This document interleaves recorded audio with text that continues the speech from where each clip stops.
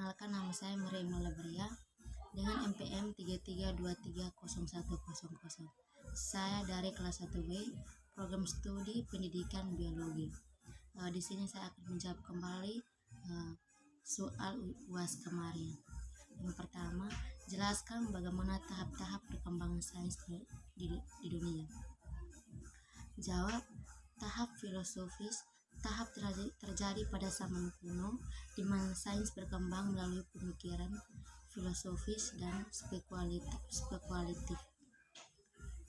Yang kedua, tahap empiris.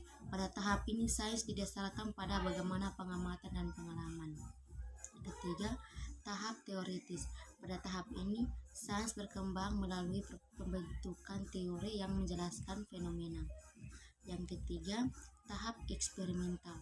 Pada tahap ini sains menggunakan metode eksperimen untuk menguji hipotesis dan memperoleh bukti ilmiah yang lebih kuat.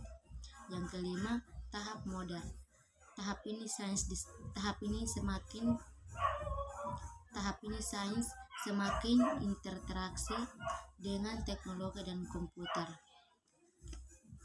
Soal yang kedua, sebutkan 10 metode pembelajaran yang dapat diterapkan dalam pembelajaran sains di dalam kelas. 1. Metode demonstrasi. 2. Metode simulasi. 3. Metode eksperimen. 4. Metode studi lapangan. 5. Metode penugasan. 6. Metode pembelajaran. 7. Metode latihan. 8. Metode resitasi. 9. Metode karya wisata. 10. Metode discovery. Soal yang ketiga, bagaimana skor PISA dan tim siswa Indonesia selama 18 tahun terakhir? Jawab, menunjukkan kinerja siswa Indonesia dalam literasi, matematika, dan sains selama 18 tahun terakhir. Hasilnya bervaktasi, tetapi Indonesia masih menghadapi tantangan dalam meningkatkan kualitas pendidikan. Peningkatan kebijakan dan fokus pada metode pengajaran yang efektif dapat membantu meningkatkan presentasi siswa di masa depan.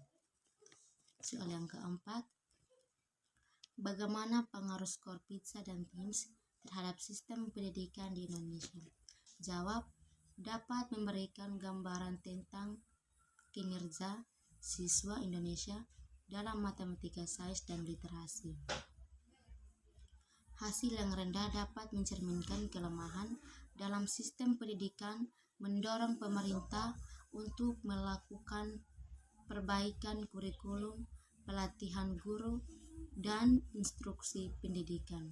Soal yang kelima, sebutkan dan jelaskan 26 episode yang ada pada kurikulum Merdeka. Jawab, episode 4 pokok kebijakan, episode 2 Kampus Merdeka, episode 3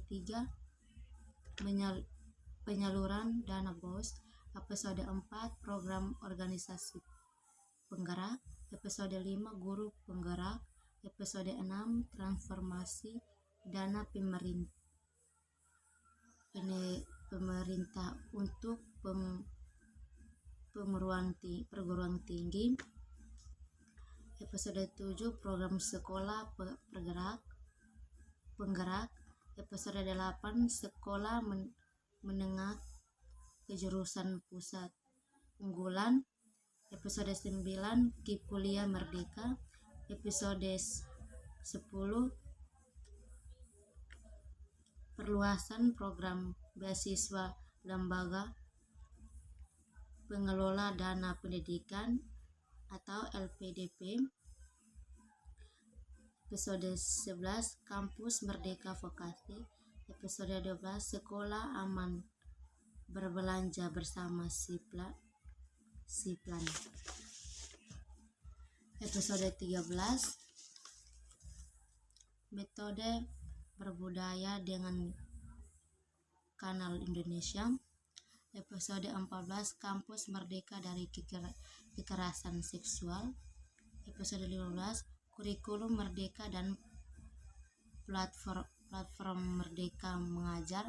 Episode 16, akselerasi dan peningkatan pendanaan PAUD dan pendidikan kesejahteraan. Episode 17, revitalisasi bahasa daerah. Episode 18, merdeka budaya dengan dana Indonesia. Episode 19, rapor pendidikan Indonesia. Episode 20, praktisi mengajar. Episode 21, dana abadi perguruan tinggi. Episode 22, transformasi seleksi masuk perguruan tinggi negeri.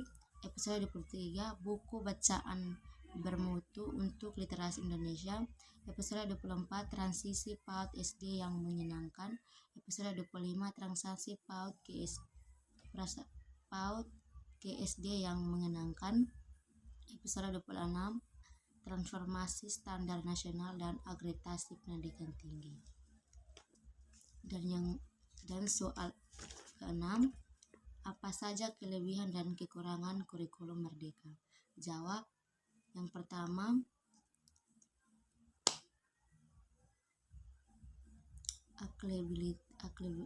fleksibilitas.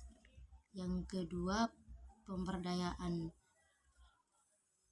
Yang ketiga, pengembangan keterampilan abad ke-21. Kekurangan, yang pertama konsentrasi nasional, yang kedua kesepian guru, yang ketiga evaluasi dan pemanfaatan. Soal yang ke-7, soal yang terakhir, apakah Anda setuju Indonesia perlu terus mengubah kurikulum pendidikan? Jawab, ya, saya setuju. Karena kurikulum harus selalu berubah agar sesuai dengan perkembangan zaman, apalagi masa sekarang ini ilmu pengetahuan dan teknologi informasi oleh perkembangan semakin masif dan tak terkendali. Baik, terima kasih.